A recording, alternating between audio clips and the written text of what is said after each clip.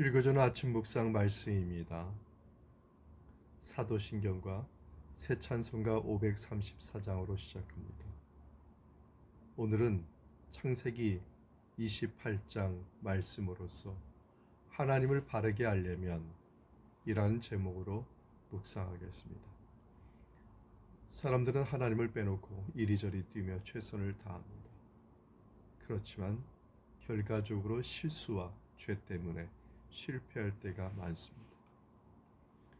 역시 이삭의 가정도 예외는 아니었습니다. 하나님께서는 자신의 백성을 사랑으로 보살피시며 선하신 뜻을 이루어 가십니다. 그 결과 이삭의 가족은 하나님을 새롭게 알게 되었습니다. 하나님을 새롭게 알려면 어떻게 해야 할까요? 첫째는 하나님의 뜻에 나의 뜻을 일치시켜야 됩니다. 본문의 1절과 2절입니다. 이삭이 야곱을 불러 그에게 축복하고 또 당부하여 이르되 너는 가나안 사람의 딸들 중에서 아내를 맞이하지 말고 일어나 밧단 아람으로 가서 너의 외조부 부두엘의 집에 이르러 거기서 내 외삼촌 라반의 딸 중에서 아내를 맞이하라. 이삭은 하나님의 위대한 뜻을 망각하고 인간의 기준을 따라 에서에게 축복해 주려고 했습니다. 그러다가 늦게서야 자신의 잘못을 깨닫고 믿음으로 그 뜻을 받아들였습니다. 그래서 이삭은 어떻게 했을까요? 이삭은 야곱에게 아내를 구하기 위해 하란으로 갈 것을 명했습니다. 이삭이 야곱에게 이렇게 명한 이유는 가나안의 부도덕한 이방 종교를 섬기는 여자와 결혼하면 신앙의 순수성을 잃게 되고 하나님의 복을 이어가지 못함을 알았기 때문입니다. 이삭은 야곱에게 향하신 하나님의 뜻을 알고 그를 축복하였습니다. 하나님께서 아브라함과 자신에게 주셨던 복의 말씀을 야곱에게 전해 주었습니다.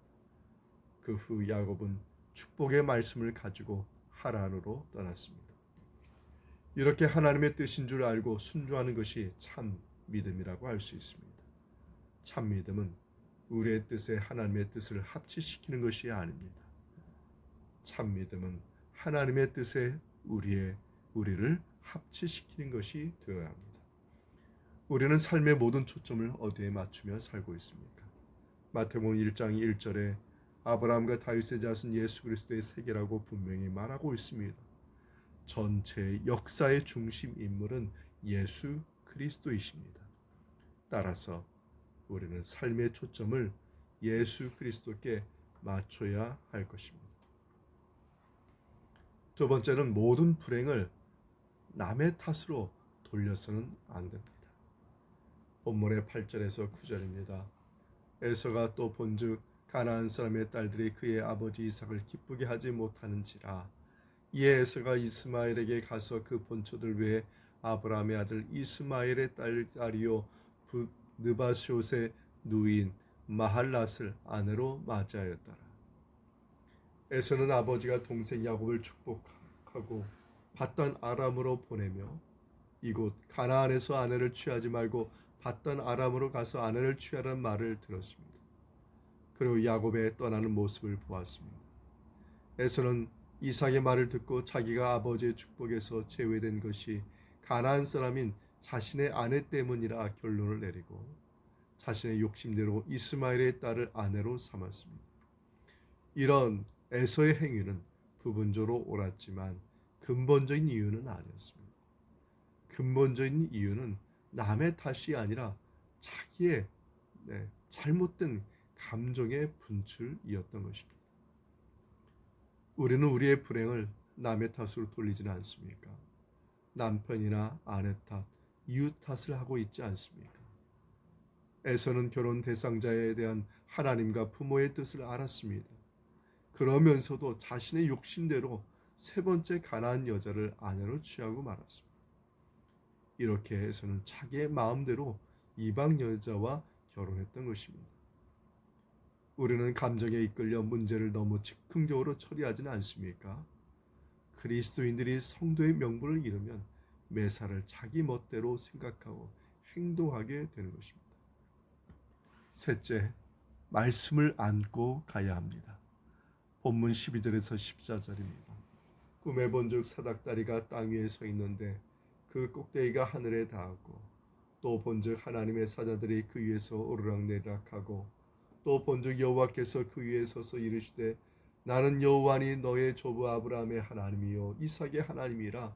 내가 누워있는 땅을 내가 너와 내 자손에게 주리니 내 자손이 땅의 티끌같이 되어 내가 서쪽과 동쪽과 북쪽과 남쪽으로 퍼져나갈지며 땅의 모든 족속이 너와 내 자손으로 말미암아 복을 받으리라. 아멘.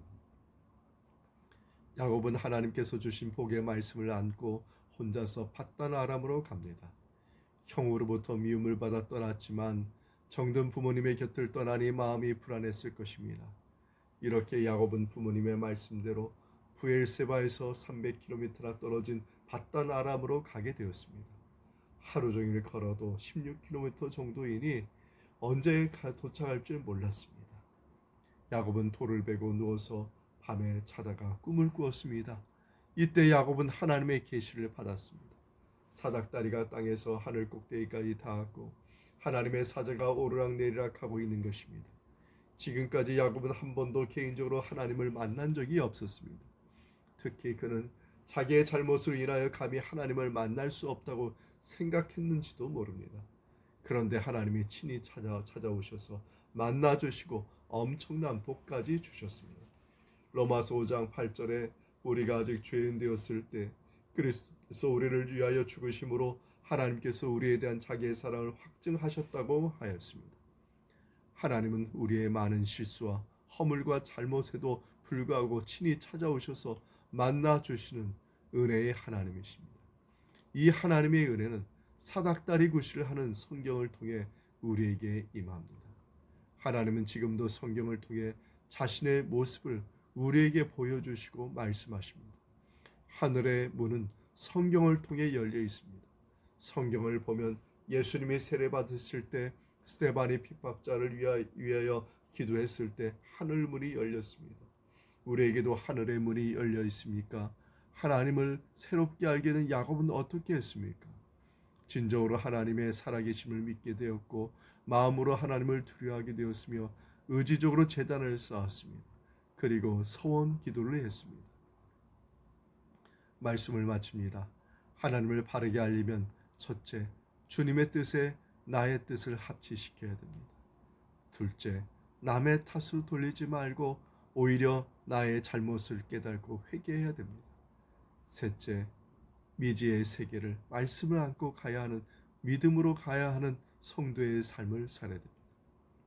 이렇게 성도의 삶을 살아갈 때 야곱을 만나주신 하나님께서 야곱에게 하나님의 뜻과 계획을 밝히신 하나님께서 우리에게 임하여 주시고 은혜와 복으로 채워주실 줄 믿습니다. 이 말씀의 은총이 우리 모두에게 함께하기 바랍니다. 아멘. 새 찬송가 294장 찬송 부르시고 주기도로 마치겠습니다.